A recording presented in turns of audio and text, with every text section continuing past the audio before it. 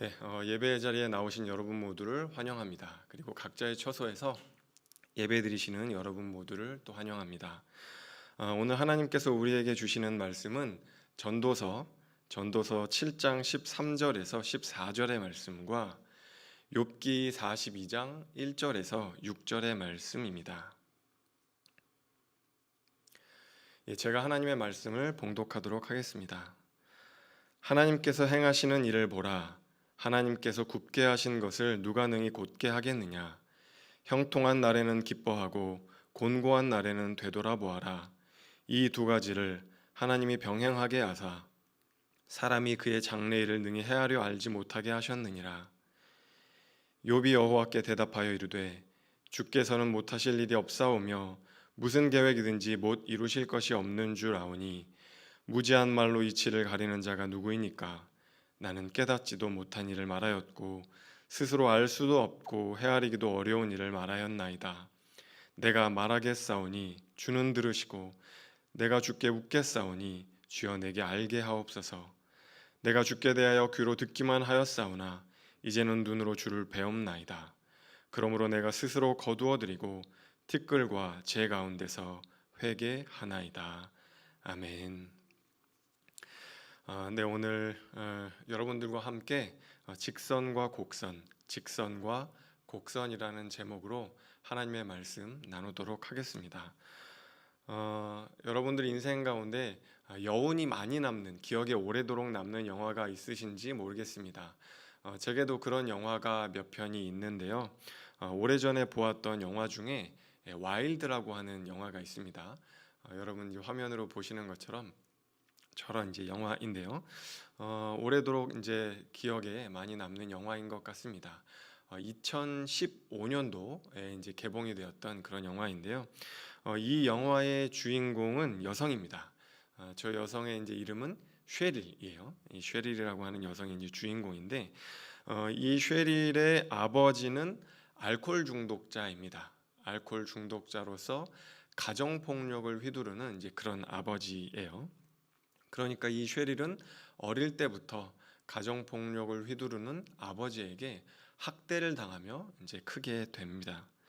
학대가 이제 계속해서 이제 심해지니까 이 쉐릴의 엄마가 이제 자녀들을 데리고 이 아버지로부터 이제 도망을 쳐 나오게 됩니다. 어릴 때 이제 학대를 당했지만 다행스러운 것은 이 쉐릴의 엄마는 굉장히 사랑이 많고 따뜻한 그런 분이었던 것 같아요. 그래서 그 어머니의 사랑 가운데서 이 여성은 굉장히 이제 올바르게 이렇게 크게 됩니다. 이제 아빠가 없이 이제 엄마 밑에서만 홀로 컸기 때문에 경제적으로 굉장히 쉽지 않았겠죠. 또 엄마가 거의 인생의 전부고 삶의 이제 중심이 될 수밖에 없는 그런 환경 가운데 커야만 했을 것입니다. 쉐릴은 그렇게 엄마를 의지하고 엄마의 사랑 가운데 이제 컸는데 참으로 안타까운 것은 쉐릴의 나이가 25살이 이제 되던 해에 엄마가 말기암에 걸려서 그만 죽게 됩니다.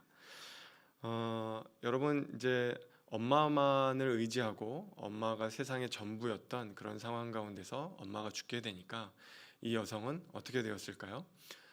자신의 인생을 저주하고 원망하게 되는 거죠.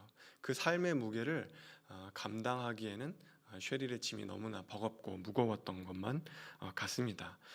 얼마나 이제 세상을 원망했던지 쉽게 얘기하면 그냥 막 사는 거죠. 인생을 마약을 하기도 하고 또 자신의 이제 몸을 함부로 이렇게 굴려서 결혼을 이미 했음에도 불구하고 모르는 남성과 잠자리를 하기도 하는 그런 인생을 정말 이렇게 막 살게 되었던 것입니다.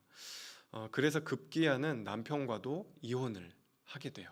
여성을 도저히 품을 수 이제 없었던지 남편은 여성에게 이혼을 하게 되는 것이죠.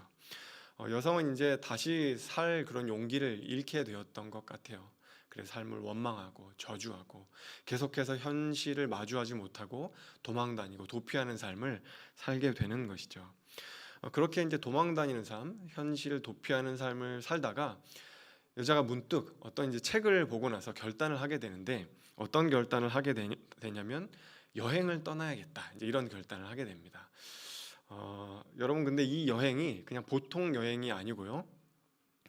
4,300km에 달하는 여정을 걸어가는 그런 이제 여행이에요. PCT라고 불리는 이 여행인데 여행가들 사이에서는 가장 고통스러운 여행이다. 네, 이제 그렇게 이제 불림을 받아요. 여러분 저 지도에 보시면 왼쪽 지도에 보시면 저 이제 길이 이제 붉은색, 주황색으로 표시가 되어져 있는데요. 저 멕시코 국경에서 그리고 이제 캐나다 국경에 이르기까지, 그러니까 남미에서 북미에 이르기까지 무려 4,300km에 달하는 여정을 걸어서 이제 가는 거예요. 여러분 근데 저 여정이 이렇게 아스팔트로 되어져 있는 그런 여행이 아닙니다. 강 건너고 산을 넘어가야 되는 뭐 그런 굉장히 고통스럽고 고된 거칠은 그런 아주 와일드한 그런 여정이에요. 그래서 제목이 와일드가 된 겁니다. 저 길을 완주를 하려면 이제 산맥을 9개를 넘어가야 하고요. 또 사막과 황무지를 건너가야 하고 인적 하나 없는 산속에서 홀로 밤을 지새워야 하기도 합니다. 그래서 여러분 이제 오른쪽에 사진을 보면 저 여성이 이제 강을 건너는 장면, 그리고 또 이렇게 사막을 건너는 장면들이 이렇게 많이 나와 있죠. 굉장히 그러니까 고통스럽고 외로운 여정인 거죠. 무려 20km나 되는 그런 이제 배낭을 메고 하루에 40km가 넘는 길을 걸어야지 한 3개월 정도는 그렇게 해야지만 이제 완주할 수 있는 그런 이제 코스입니다. 아주 극한의 고통이 있을 수밖에 없는 코스죠. 그래서 전 세계에 저 여정을 마친 사람이 7천 몇백 명밖에 없다고 해요. 그러니까 뭐 보통 사람은 뭐 도전도 못하고 도전해도 완주할 수 없는 이제 그런 코스인 거죠. 그런데 이제 이 쉐레일이라는 여성이 완주를 해요. 4,300km의 여정을 완주를 합니다. 이 쉐레일은 도심지를 떠나서 뭔가 이제 삶을 이겨낼 수 있는 힘을 얻기 위해서 이제 떠났던 것 같아요. 그리고 그 거친 야생의 세상을 경험하면서 이 여인은 무언가를 깨닫고 발견을 합니다. 삶이란 그런 것이구나. 내가 바꾸려 해도 바꿀 수 없는 것이 있구나. 삶에는 기쁜 일도 있지만 힘겹고 고통스럽고 슬픈 일이 있구나. 그리고 나도 그것을 비껴나갈 수는 없구나. 그것을 머리로가 아니라 온몸으로 경험하고 느끼고 깨닫습니다. 그리고 그 슬픔을 받아들이고 마주할 수 있는 용기를 지닌 사람만이 진짜로 강한 사람이라는 것을 깨닫게 되는 것이죠. 그리고 쉐릴은 엄마야말로 정말 그런 사람이었구나. 엄마야말로 그 슬픔을 마주하고 그 슬픔에 짓눌리지 않고 살아가는 진실로 강한 사람이었구나라는 것을 다시 한번 깨닫게 됩니다. 이 여인의 이제 굉장히 기억에 남을 만한 이제 그런 이야기가 이제 하나 있는데요. 엄마가 이제 죽기 전에 하루는 쉐릴이 엄마에게 막 따집니다. 네, 왜냐하면 엄마는 그렇게 이제 아빠로부터 학대를 당하고 폭력을 이제 행사를 당했는데도 불구하고 굉장히 행복한 모습으로 살아가는 것 같단 말이죠. 노래를 부르면서 아주 행복하게 사는 모습들을 자녀들한테 많이 보여준 거예요. 그런데 쉐릴은 그것을 이해할 수가 없었던 거죠. 도대체 어떻게 엄마는 행복하게 살 수가 있느냐? 어떻게 지금 이 상황에서도 노래를 부를 수가 있느냐? 가정폭력이나 휘두르는 그 술주정뱅이랑 결혼해서 인생을 다 망쳐놓고도 어떻게 그렇게 행복하게 살 수가 있느냐. 우리 집에 지금 빚이 얼마나 있는지를 아느냐. 우리는 그냥 식당의 종업원으로 살고 있고 정말 그렇게 하찮은 인생을 살아가고 있는데 엄마 어떻게 그렇게 행복할 수 있느냐. 딸이 이제 엄마한테 막 불만이 가득한 채 이제 막 따지는 거죠. 그러니까 그 불만이 가득한 딸에게 엄마가 이제 그렇게 이야기를 해요. 쉐리라, 내가 너한테 가르쳐 줄 수 있는 것이 딱 한 가지가 있다면 이거야. 어떻게든 너는 너의 가장 멋진 모습, 가장 아름다운 모습을 찾았으면 좋겠다. 쉽지는 않겠지. 너는 과거에 이미 안 좋은 일들을 겪었고 또 앞으로 너는 수많은 안 좋은 일들을 경험하게 될 거야. 하지만 그 날들이 너를 죽여버리도록 그 슬픔과 그 고통이 너를 집어삼키도록 내버려두지 않았으면 좋겠어. 나는 그렇게 살고 싶어. 나는 죽고 싶지 않아. 나는 살고 싶어. 그렇게 이제 딸에게 이야기를 하는 거죠. 그러니까 과거의 슬픔과 상처를 바꿀 수는 없지만 그 삶을 바꾸는 태도를 바꿨으면 좋겠고, 엄마는 그 태도를 바꿔서 고통과 상처 가운데서도 딸들 앞에서 행복하게 살기 위한 의지와 노력을 보여주고 있었던 것이죠. 참 이제 그런 어떤 장면들이 굉장히 감동적인 모습들이 이 영화 가운데 군데군데 보여주고 있습니다. 전도서도 바로 그런 이야기를 하고 있어요. 열심히 살아도 아무리 노력해도 안 되는 게 있잖아요. 바꿀 수 없는 것들이 있잖아요. 죽도록 기도를 해봐도 하나님께서 들어주시지 않고 바꿀 수 없는 것들이 있잖아요. 전도서도 바로 그런 이야기를 하고 있습니다. 그렇게 바꿀 수 없는 삶의 고통을 마주할 때 우리는 어떻게 해야 하는가? 우리는 어떻게 살아야 하는가? 오늘 전도서 말씀이 바로 그 이야기를 하고 있습니다. 전도자는 세상 사람들이 말하는 이 지혜를 굉장히 치켜 세워요. 돈으로도 못하는 것, 지혜는 할 수 있다. 우리에게 지혜만이 있다면 우리는 여러 가지 힘겨운 상황을 돌파하고 이겨낼 수 있다. 그렇게 지혜를 막 치켜 세우다가도 지혜로도 안 되는 게 있다는 그 지혜의 한계를 또 지적하기도 합니다. 아무리 현명하고 아무리 지혜로운 사람이라 한다 할지라도 우리의 삶에 도저히 바꿀 수 없는 것들이 있다는 것이죠. 그러면서 오늘 말씀 13절에 이렇게 이야기를 하는데요. 같이 한번 읽겠습니다. 하나님께서 행하시는 일을 보라. 하나님께서 굽게 하시는 것을 누가 능히 곧게 하겠느냐. 누가 능히 곧게 하겠느냐. 전도자는 우리에게 보라고 이야기를 합니다. 뭘 보라고 이야기를 하냐면 하나님께서 행하시는 일을 보라는 것이죠. 하나님께서 온 세상을 운영하시는 그 섭리와 역사를 보라는 거예요. 전도자는 그것을 바라보며 하나를 깨달았는데, 그것이 뭐냐면 하나님께서 굽게 하신 것을 누가 능히 곧게 하겠느냐. 이것을 전도자가 이 세상을 관찰하면서 깨달았다는 것이죠. 무슨 이야기냐면 우리의 인생에 굽어 있는 일들이 있다는 것입니다. 심지어는 우리 삶 가운데 그 굽어진 일들을 하나님께서 허락하시는 것처럼 보이기도 한다는 거예요. 여러분, 우리의 인생에서 굽어 있는 것들, 굽어진 것들이 뭘까요? 우리가 바꿀 수 없는 인생의 고난과 역경을 의미하는 것 같습니다.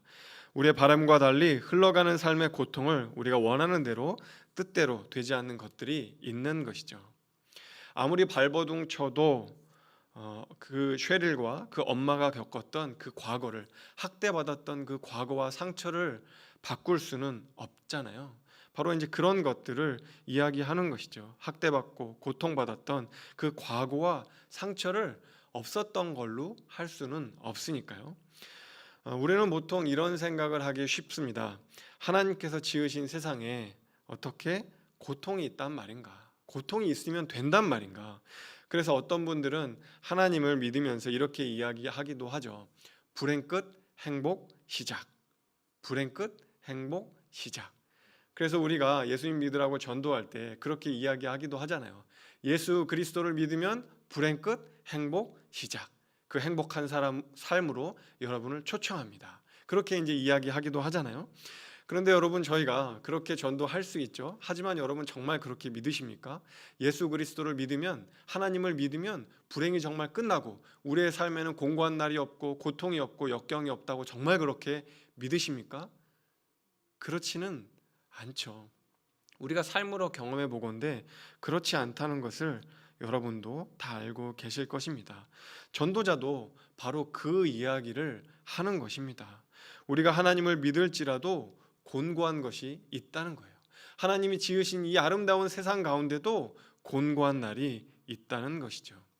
하나님을 아무리 열심히 믿는 사람에게도 슬프고 험난한 일이 생기기 마련이라고 전도자는 이야기하고 있습니다. 여기까지 얘기하면 좀 슬프잖아요. 그래서 전도자는 한 걸음 더 나가 이렇게 이야기를 합니다. 하나님께서 그 굽게 하신 현실을 우리로 하여금 그러면 어떻게 살아가라고 하시는가? 그 굽은 현실을 어떻게 살아가라고 하시는가? 그 대답이 14절 말씀입니다. 14절 제가 한번 읽어볼게요. 형통한 날에는 기뻐하고 곤고한 날에는 되돌아보아라. 이 두 가지를 하나님이 병행하게 하사 사람이 그의 장래일을 능히 헤아려 알지 못하게 하셨느니라. 형통한 날에는 기뻐하고 곤고한 날에는 되돌아보라고 이야기하고 있습니다. 그러니까 좋은 일도 있고 곤고한 날도 있다는 것이죠. 여러분, 당연한 이야기일 수밖에 없는 걸 전도자는 뭐 그렇게 대단한 진리를 깨달은 것처럼 이야기를 하고 있을까요? 이런 것 때문인 것 같습니다. 우리가 힘든 일이 있을 때, 고통스러운 일이 있을 때 자칫 잘못하면 그 고통에 함몰되고 주저앉아 버릴 때도 있잖아요. 내게 일어나는 그 힘겨운 일들로 인해서 우리 안에 있는 그 우리 주변에서 일어나는 수많은 사건들을 다 잊어버리고 다 그 고통 속으로 다 쓸려 들어가 버리는 것이죠. 분명 우리의 인생 가운데 크고 작은 기쁜 일들도 있지만 그럼에도 불구하고 그 굽은 현실로 인하여서 그 사건들을 기뻐할 수 없는 것이죠. 그래서 전도자는 그 우리의 현실을 알기 때문에 권면을 하는 것입니다. 형통한 날에는 기뻐하라. 좋은 일이 생기면 기뻐해도 된다고 이야기를 하고 있는 거예요. 어느 누구라도 좋은 일과 슬픈 일은 피해갈 수 없으니 그 연약한 현실을 받아들이고 우리의 하루하루를 향유하고 누리며 살라는 거죠. 전에 어떤 이제 전도사님께 이제 그런 이야기를 들었어요. 한 청년이 단기 선교를 이제 갔다 왔대요. 단기 선교를 이제 갔다 왔는데 그 단기 선교에 갔다 와서 이 청년이 가난하게 살아가는 그 선교지의 영혼들을 바라본 거죠. 그러니까 한국에 돌아와서도 너무 마음이 이제 아프고 막 이제 그런 거예요. 그럴 수 있잖아요. 여러분도 그런 경험이 많이 있으시잖아요. 그런데 이제 그러면서 거기서 그친 것이 아니라 그러고 나서 뭔가 값진 음식을 먹고 맛있는 이제 음식을 먹고 좋은 레스토랑에 이제 가고 그런 것들이 죄책감이 느껴진다고 하는 거예요. 나는 여기서 이렇게 호의호식하고 맛있는 음식을 먹을 때 저 선교지에 있는 그 어린 영혼들은 얼마나 힘들어할까, 얼마나 아파할까. 나는 이렇게 좋은 음식을 먹지만 그 땅에 있는 그 아이들은 제대로 된 그 밥 한 공기 먹지 못하는데 내가 이렇게 이것들을 이렇게 먹는 것이 과연 합당한 것인가? 이제 그런 질문을 전도사님께 했다는 거예요. 여러분, 만약에 여러분이라면 그때 그 청년에게 뭐라고 답을 해주실 것 같습니까? 먼저는 이렇게 이야기할 수 있어야 하겠죠. 그 선교지의 어린 영혼들을 생각하는 그 청년의 마음을 칭찬해 줘야 할 것만 같습니다. 그냥 선교지에 갔다 와서 잊고 살아갈 수도 있는데 그렇게까지 생각 안 할 수 있는데 너무 기특하다고 너무 대견하다고 칭찬해 주고 격려해 주고 감싸 주고 할 필요가 있겠죠. 그런데 거기서만 그치면 안 되고요. 한 걸음 더 나아갈 필요가 있는 것 같습니다. 전도사님은 그 청년에게 그렇게 이야기를 했대요. 먹으라고. 먹어도 된다고. 그 기쁨, 그 행복 누려도 괜찮다고. 그런데 네가 그 맛있는 음식을 먹으면서 누렸던 그 행복과 그 포만감과 그 기쁨을 잊지 않았으면 좋겠다고.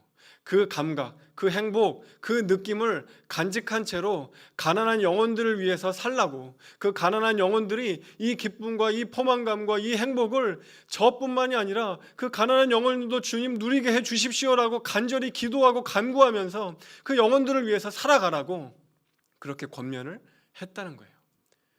여러분, 정말 잘하지 않았습니까? 저도 비슷한 상황이라면 그렇게 권면을 했을 것 같아요. 고통스러운 삶의 현실을 우리가 마주하면서 우리의 삶을 향유한다는 건 결코 사치와 향락을 누리라는 의미와 동일하지 않습니다. 여러분, 사치와 향락을 누리라는 것이 아니고요. 그 느낌, 그 행복을 가지고 오히려 역설적으로 가난한 사람을 위해서, 소외받은 영혼들을 위해서 더 바르게 살아가라고 권면할 수 있는 것이죠. 그럼 여러분, 곤고한 날에 되돌아보라는 건 무슨 이야기일까요? 형통한 날에는 기뻐하라 라는 것은 이런 의미라고 한다면 곤고한 날에 되돌아보라, 그거는 무슨 의미일까요? 어떤 분들은 이렇게 이야기하기도 합니다. 그것은 어디서 잘못됐는지를 돌이켜서 회개하라는 그런 이야기다라고 말씀하시기도 합니다. 기본적으로 우리의 삶의 고난이 우리의 죄로부터 말미암았다는 인식을 갖게 되면 그렇게 이야기할 수 있죠. 우리가 죄를 지었으니까 고통을 겪는 것이지, 이제 이렇게 생각을 하면 과거를 돌아보고 회개해라, 이제 이렇게 생각할 수도 있을 거예요. 그런데 여러분, 원문을 히브리어를 보면은요, 이 되돌아보라는 건 과거를 되돌아보라, 이제 그런 의미가 아니고요. 무슨 의미냐면 바라보아라, 생각해 보아라, 그런 의미예요. 그래서 실제로 세번역 성경이나 영어 성경은 다 그렇게 옮겼습니다. 생각해 보아라, 바라보아라, 이렇게 이제 번역을 이제 한 것이죠. 개역개정과 조금 다르게 번역을 한 거죠. 그러니까 고통을 당할 때는 어떻게 해야 하는가 하면 생각해 보라는 거예요. 잠깐 이제 제 이야기를 하자면요.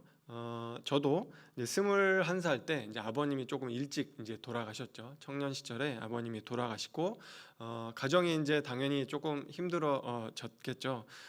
가정이 많이 어려워졌습니다. 제가 이제 어릴 때는 그 강남구에 있는 대치동에서 이제 컸어요. 그러니까 아주 뭐 부자는 아니었지만 그래도 남부럽지 않은 그런 유복한 그런 이제 유년기를 보냈던 것 같아요. 이제 중학교 때까지는 그렇게 나름 이제 유복하게 이제 크고 이제 했던 것 같아요. 그래서 부모님 사랑도 많이 받고 또 부족하지 않은 형편 가운데 이제 그렇게 크다가 이제 고등학교 또 이제 그렇게 청년기 때 아버님께서 이제 투병 생활을 하시고 또 돌아가시고 나서는부터는 굉장히 이제 어려운 상황들을 많이 이제 겪게 되었던 것 같아요. 그래서 좋은 집에 살다가 계속해서 이제 좋지 않은 집으로 이사를 가고 또 이사를 가고 계속해서 이제 이사를 가서 정말 이런 집이 있구나 싶은 그런 이제 집에서 살기도 하고, 또 어머님께서는 낮에는 식당 일을 하시기도 하고 또 새벽에는 신문 배달을 하시기도 하고 뭐 그 밖에 또 여러 가지 일들을 하시기도 했습니다. 또 저도 이제 돈을 벌기 위해서 뭐 막노동을 하기도 하고 또 공장에서 일하기도 하고 여러 가지 뭐 과외도 하고 하여튼 닥치는 대로 여러 가지 이제 아르바이트들을 했던 것 같아요. 그러면서 이제 평생을 안 해보던 이제 그런 질문들을 하게 된 거죠. 도대체 내 삶에 왜 이런 고통이 있다는 말인가? 만약에 신이 있다면 도대체 우리 가정에 왜 이런 어려움을 주는 걸까? 도대체 내가 무슨 그런 죄를 졌다고 우리 가정에 이런 어려움을 주는 것일까? 남들은 저렇게 행복하게 사는데 왜 우리 집이지? 왜 우리 가정에게 이런 어려움이 있어야 하는 것이지? 인생의 의미는 무엇이지? 죽으면 어떻게 되는 것이지? 저는 평생 이런 질문들은 한 번도 해본 적이 없어요. 그런 질문들을 해볼 이유가, 필요가 없었기 때문이죠. 그런데 아버님이 돌아가시고 경제적인 어려움이 닥치고 나서 처음으로 그런 질문들을 하게 된 것 같아요. 어떻게 하면 내 죄책감을 해결할 수 있을까? 어떻게 하면 내 인생의 무의미함과 허무함으로부터 내가 계속해서 여기에 허우적대고 있는데 여기로부터 내가 헤어나올 수 있을까? 이제 그런 고민들을 하면서 당시에는 알지 못하던 신과 씨름을 했던 거죠. 그렇게 씨름하고 씨름하다가 예수 그리스도를 만나게 되었던 것입니다. 여러분, 곤고한 날에는 되돌아보라, 곤고한 날에는 생각하라. 여러분, 이 의미는 바로 그런 의미입니다. 우리가 삶의 의미를 다 이해하고 헤아릴 수는 없지만 하나님을 바라보고 그분과 씨름하라는 그런 이야기이죠. 다 하나님께서 만드셨다면서요. 그런데 왜 삶이 이렇게 도대체 구부러졌다는 이야기입니까? 왜 곤고한 날이 있습니까? 이건 잘못된 거 아닙니까? 하나님이 살아계시다면 이럴 수는 없는 거 아닙니까? 라고 하나님께 항의하고 씨름하고 외치고 이런 삶을 살아도 괜찮다는 겁니다. 여러분, 하나님께 따지고 항의하고 질문하고 뭐 이런 것들, 여러분 굉장히 신앙이 없어 보이고 불신앙적인 삶이 아닌가라고 생각하실 수도 있는데요. 여러분, 그런데 꼭 그렇지는 않습니다. 어떤 분들은 감당할 수 없는 고통, 고난을 경험하게 되면 둘 중에 하나를 선택하시게 되는 것 같아요. 첫 번째는 이런 거죠. 나는 그런 고통을 주신 하나님조차도 경외할 수 있다, 찬양할 수 있다, 나는 하나님을 그렇게 신앙할 수 있다고 이야기하시는 분들도 있습니다. 고통을 겪고 있는 나의 감정은 문드러지고 있는데, 썩어 없어지고 있는데 그 고통스러운 감정을 외면하고 문제는 덮어두고 오히려 더 하나님을 찬양하고 신앙을 강화하는 쪽으로 해결책을 내는 거죠. 여러분, 이 대표적인 사람이 누굽니까? 욥이에요. 욥. 처음에 욥이 그랬잖아요. 나는 그래도 괜찮다. 나는 그래도 하나님 찬양할 거다. 나는 그래도 하나님 예배할 수 있다. 그렇게 이제 이야기를 하는 거죠. 그러다 여러분 나중에는 어떻게 됩니까? 나도 그렇게 견뎌냈는데 너 그거 왜 못 견디니? 이렇게 다른 사람을 정죄하고 판단하는 삶을 살 수도 있는 거죠. 여러분, 이런 삶을 살아가는 대표적인 사람들이 또 누굴까요? 욥의 친구들이에요. 욥의 친구들은 욥에게 네가 뭐 잘못한 게 있겠지 그러면서 계속해서 뭔가를 정죄하고 판단을 하잖아요. 형식적인 믿음을 강요하는 거죠. 여러분, 많은 경우에 이런 신앙, 이런 믿음은 위장된 믿음이고 거짓된 경건일 가능성이 높아요. 왜냐하면 자기 자신을 속이는 것이기 때문이죠. 마음속에는 여전히 슬픔이 있고 마음속에는 여전히 분노가 있는데 신앙이 나에게 그것을 강요하니까 내 마음은 원치 않지만 그것을 강제로 받아들이는 거죠. 그런데 내 마음속에 내 감정은 그것이 받아들여지지 않으니까 뭔가 어떤 방아쇠 같은 사건과 역할이 있을 때 그 속 깊이 있던 분노가 터져나오게 되는 것이죠. 여러분, 이게 이제 첫 번째 신앙을 강화하는 방식, 그냥 무턱대고 강화하는 방식이 첫 번째 해결책이었다면, 보통 사람들이 해결한 두 번째 해결책은 뭐냐면 아예 신앙을 포기해 버리는 거예요. 그런 하나님을 내가 도대체 왜 믿냐? 그런 신을 내가 도대체 왜 믿어야 하냐? 믿을 이유가 없다. 그런 신은 나는 그런 하나님을 도대체 못 믿겠다며 신앙을 저버리는 것이죠. 이게 두 번째 해결책입니다. 그런데 이 둘 다 여러분들 중에 어떤 분들은 받아들이기 힘들어 하실 수 있을 거예요. 그렇다면 욥기가 제안하고 있는 세 번째 선택을 받아들일 수도 있을 것입니다. 여러분, 욥기는요, 하나님을 원망하면서도 하나님을 붙들고 살 수 있다고 이야기를 하는 거예요. 우리가 믿음으로는 하나님을 붙들고 살고 있지만 우리의 마음과 우리의 감정으로는 하나님을 너무나 미워하고 하나님을 원망하고 살아갈 수도 있다고 이야기를 하는 거죠. 심지어 욥기는 잠깐 동안 하나님을 원망하고 그친 것이 아니라 아주 오래도록 오랜 순간 동안 그 하나님을 원망하고 하나님 도대체 왜 그러시냐고 하나님께 항의하는 삶을 살 수도 있다고 우리에게 이야기하고 있습니다. 여러분, 욥기가 길어진 이유는 다 그것 때문이죠. 하나님을 붙들고 있기는 하지만 하나님을 원망하는 거예요. 하나님을 항의하는 거죠. 여러분, 욥기가 길어진 거는 그 하나님께 원망하면서도 하나님을 붙들고 있었던 그 욥의 이야기가 길어졌기 때문에 욥기가 길어졌던 것이죠. 바로 그렇게 역설적이게도 하나님을 원망하면서도 하나님을 붙들고 살아가는 그런 믿음의 삶이 가능하다고 욥기는 우리에게 제3의 대안을 이야기하고 있습니다. 욥이 그렇게 하나님과 계속해서 시험을 하다가 마지막에 가서 이제 하나님이 해답을 주시잖아요. 여러분도 다 아시다시피 그 해답이란 게 여러분 어떤 겁니까? 창조 세계를 확 이렇게 펼쳐서 욥한테 이제 보여주시는 거죠. 하나님께서 지으신 그 창조 세계를 확 펼쳐서 보여주시는 건데, 특히 이제 욥기 38장, 41장 이렇게 보면 거기에 이제 그 하나님의 응답이 이렇게 쫙 나와 있습니다. 욥기 38장과 41장을 읽어보면 특징이 있어요, 여러분. 특징이 뭐냐면 그 창조 세계 중에서도 야생 동물이 많이 나와요. 야생 동물이 실제로 여러분 읽어보시면 알 겁니다. 야생 동물이 되게 많이 나오는데요, 아무도 없는 곳에서 새끼를 낳고 잘 살아가는 사냥이 나옵니다. 사냥을 봐라. 아무 곳에서도 없는 곳에서도 잘 사는 저 사냥을 봐라. 자유롭게 살아가는 들판의 저 나귀를 보아라. 야생의 저 들소를 보아라. 타조를 보아라. 그렇게 이제 하나님이 창조 세계의 그 야생 동물들을 막 보여주시는 거예요. 그 심지어는 하마나 악어로 생각되는 베헤못과 리워야단을 봐라 보여주시면서, 심지어 뭐라고 이야기를 하시냐면 그 베헤못과 리워야단이 내가 한 일 중에 가장 잘한 일이다 라면서 그 베헤못 만든 것을 굉장히 자랑스러워하시는 모습을 또 이렇게 보여주시기도 합니다. 여러분, 이게 어떻게 보면 좀 황당한 일이죠. 그렇잖아요. 아니 주님, 제 삶이 왜 이렇게 힘든 겁니까? 라고 욥은 하나님께 항의하고 묻고 있는데, 거기다 대고 하나님께서는 야생동물이 뛰어노는 어떤 정글의 왕국을 막 이렇게 보여주시는 거거든요. 그러니까 욥이 얼마나 황당하겠어요.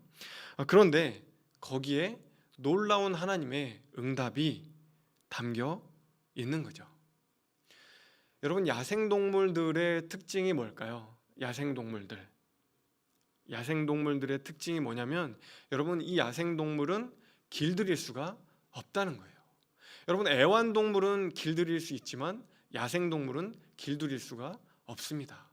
그래서 아프리카 사람들이 하이에나를 길들이려고 막 되게 노력을 많이 했다고 해요. 그런데 결론은 뭐냐면 하이에나는 길들일 수 없다. 여러분, 야생동물은 길들일 수가 없는 것입니다. 사람이 임의로 그것을 통제할 수 없다는 게 야생동물의 특징이죠. 그러니까 이 야생동물로 대변되는 창조세계를 보여주시면서 하나님께서 하시고자 하시는 말씀은 뭐냐면, 하나님은 그렇게 힘과 자유가 넘치는 세상, 길들이고 통제할 수 없는 세상, 그런 세상을 하나님께서 만드셨다는 겁니다.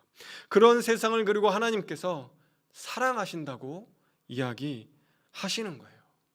통제하고 길들일 수 없는 그 세상을 하나님이 사랑하신다고 말씀하시는 거죠. 그 길들일 수 없는 세상을 보고 나서 욥이 이렇게 고백을 하는 겁니다. 내가 주께 대하여 귀로 듣기만 하였사오나 이제는 눈으로 주를 배웁나이다. 내가 주께 대하여 귀로 듣기만 하였사오나 이제는 눈으로 주를 배웁나이다. 여러분, 욥은 평생 말씀대로 살았잖아요. 율법대로 살았습니다. 지극히 성실하고 모범생으로 살았어요.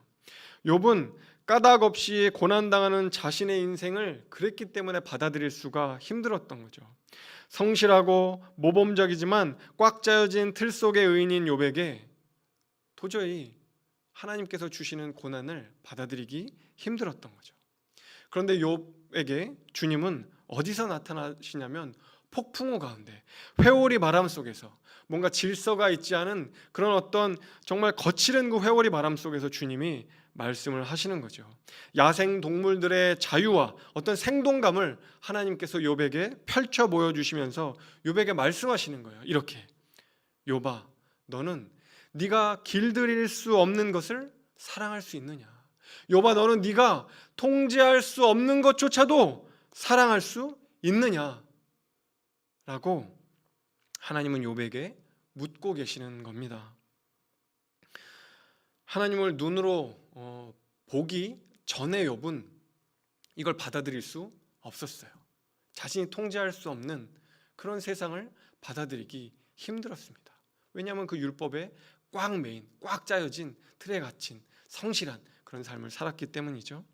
하지만 하나님을 눈으로 본, 그 통제할 수 없는 그 길들인 세상 한복판에 계시는 그 하나님을, 그 하나님의 절대적 자유를 보고 난 다음에 욥은 변한 것 같아요. 어떻게 그것을 알 수 있는가? 몇 가지 이제 증거들이 있는데, 그 중에 이제 한 가지는 이런 것 같습니다. 욥이 자녀들을 다시 낳았다는 거예요. 여러분 같으면 그렇게 하나님께서 자녀들을 앗아갔다고 생각되는 세상에 자녀들을 다시 낳을 수 있겠습니까?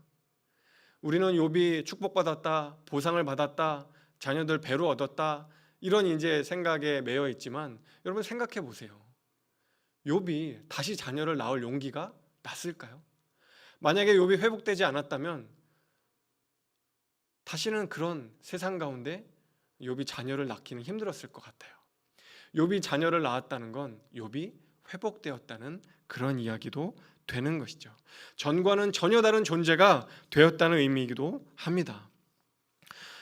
저는 욥이 낳은 자녀들의 이름을 연구하면서 굉장히 신기하고 뭔가 이제 깨달음을 얻게도 되었는데요. 여러분, 자녀들의 이름을 보면 욥이 뭔가 틀에 박힌 신앙으로부터 벗어났구나, 그것들을 깨닫게 되는데, 딸들 이름을 보면 알 수가 있습니다. 여러분, 첫째 딸 이름이 여미마인데요. 여미마의 이름 뜻이 뭐냐면 비둘기예요. 비둘기. 둘째 딸 이름은 그시아입니다. 여러분 그시아라는 이름은 무슨 뜻이냐면 계피예요. 계피. 셋째 딸은 게렌합북인데요. 게렌합북은 우리식으로 치자면 이제 화장도구인데 아이섀도우입니다. 아이섀도우. 여러분 이 딸들의 이름에 어떤 의미가 있는 것 같으세요? 뭔가 아주 심오한 의미가 있나요? 뭔가 그럴듯한 삶의 통찰과 의미가 담겨 있나요? 여러분 그런 것 같지는 않죠. 만약에 옛날 같았으면 이름을 이렇게 안 적겠죠. 뭐 찬송이다, 경외다, 뭔가 성경에 나오는 그럴듯한 이름처럼 하나님께 영광이다, 뭐 이렇게 우리 하나님은 찬송이다, 뭐 이런 그럴듯한 이름을 지었을 것 같은데 이게 뭐예요 여러분? 비둘기, 계피, 아이섀도우라뇨. 여러분 성경에 이런 이름을 지은 경우가 구약 성경에는 거의 없다는 거예요.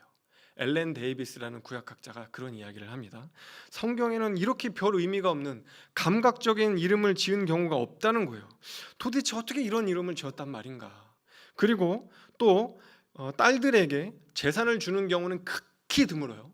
거의 없어요. 아들이 없는 경우에나 이제 가능한데 아들이 있음에도 불구하고 딸들에게 유산을 남겨준 경우는 없다는 거예요.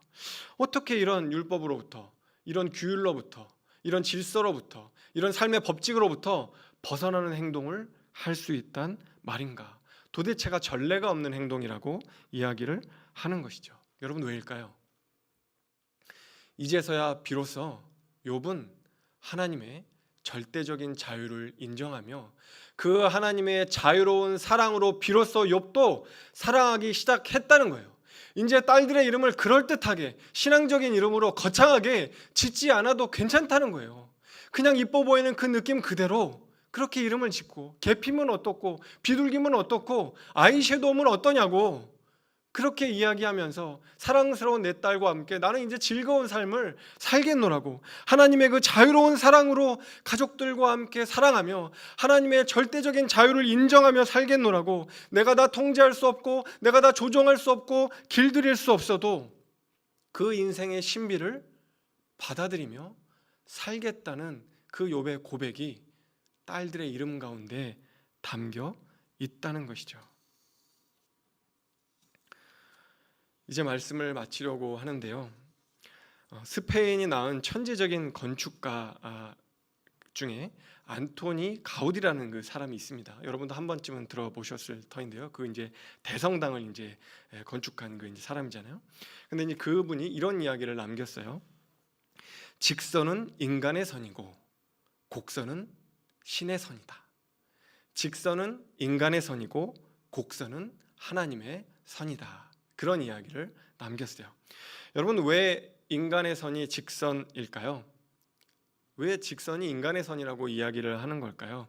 직선을 보면 이제 알 수 있죠. 여러분 직선은 돌아가나요? 이렇게 빙빙 돌아가나요? 그렇지 않죠. 직선은 그냥 뚫고 갑니다. 돌아가지 않습니다. 직선은 애굽에서 가나안 땅까지 최단거리죠. 그냥 제일 단거리로 직주행하는 것이 직선이죠. 인생의 장애물이나 고통을 인정하지 않습니다. 방황을 인정하지 않는 것이죠. 그런 방황, 장애물, 고통 이런 것들은 다 나쁜 거예요. 필요가 없는 것입니다. 그렇기 때문에 다 지워버려야 할 장애물이 되는 거죠. 그래서 여러분 직선적인 삶을 추구하는 삶에는 여러분 여백이나 여유나 어떤 여운이 없어요. 왜냐하면 모든 것은 다 빠르게 목적에 부합하게 짧게 단거리로 바로 이제 행해야 하는 것이기 때문이죠. 인생의 굴곡과 함께 살아갈 여백이 없는 거죠. 맨 처음 욥처럼 성실하고 신앙적이기는 하지만 어떤 꽉 짜여진 틀과 규율 속에서 살아가는 거죠. 어떤 직선으로 된 그런 삶을 살아가는 것이죠. 여러분 그런데 문제가 뭐냐면요. 우리의 삶은 직선이 아니라 곡선으로 되어 있을 때가 많다는데 문제가 있는 것이죠. 찰리 채플린이라고 하는 유명한 배우가 그런 이야기를 했어요. 인생은 멀리서 보면 희극이지만 가까이서 보면 비극이다. 여러분 동의하십니까? 인생은 멀리서 보면 희극이지만 가까이서 보면 비극이라는 거예요. 힘들게 인생의 고개를 넘어오고 넘어왔는데 이제 됐겠지 하고 안도의 한숨을 쉬니까 그 앞에 더 큰 산이 놓여 있는 거죠. 힘들게 인생의 구렁텅이를 지나왔는데 그 구렁텅이를 지나와서 보니까 더 깊은 구덩이가 파여져 있다는 거예요. 인생은 그렇게 가까이서 보면 비극이라고 찰리 채플린은 이야기를 했던 거예요. 우리의 삶은 그렇게 구불구불구부러진 곡선인 경우가 많은 것이죠. 그리고 하나님께서 우리에게 허락하시는 인생의 길도 곡선인 경우가 많은 것 같습니다. 아브라함을 생각해봐도 그렇고요, 모세를 생각해봐도 그렇고요, 요셉도 다윗도 어느 하나 직선처럼 매끈하게 살아간 사람은 단 한 명도 없는 것 같아요. 여러분, 욥은 뭐라고 하죠? 그 곤고한 날을 보낸 후에야 비로소 하나님을 보았다. 그 곤고한 날을 지나가고 난 다음에야 비로소 하나님을 보았다고 이야기를 하는 겁니다. 형통한 날에는 미처 하나님을 보지 못하다가 남들에게 듣기만 했던 분을 소문으로만 듣기로 하다가 이제야 비로소 곤고한 날을 경험하고 나서야 비로소 하나님을 뵙게 되었다고 이야기를 하는 것이죠. 구불구불 구부러진 곡선으로 가득한 인생을 살기는 했지만 나는 그 가운데서 고난의 한복판에서 하나님을 보았노라고 그렇게 고백하는 것이죠. 여러분, 그런데요, 욥만이 아니죠. 여러분, 인류 역사상 가장 구부러진 사건이 뭐라고 생각하십니까? 인류 역사상 가장 구부러진 사건은 누가 뭐라 해도 우리 주 예수 그리스도의 십자가입니다. 예수 그리스도의 십자가야말로 가장 구부러진 역사의 사건임을 어느 누구도 부인할 수 없을 것입니다. 하나님의 아들이 십자가에 달리신 사건보다도 더 굽어진 사건이 어디에 있겠습니까? 여러분, 그런데 놀라운 것은요, 역사상 가장 굽어진 그 십자가를 통해서 우리 하나님께서 우리를 구원하시고 새 일을 행하셨다는 것입니다.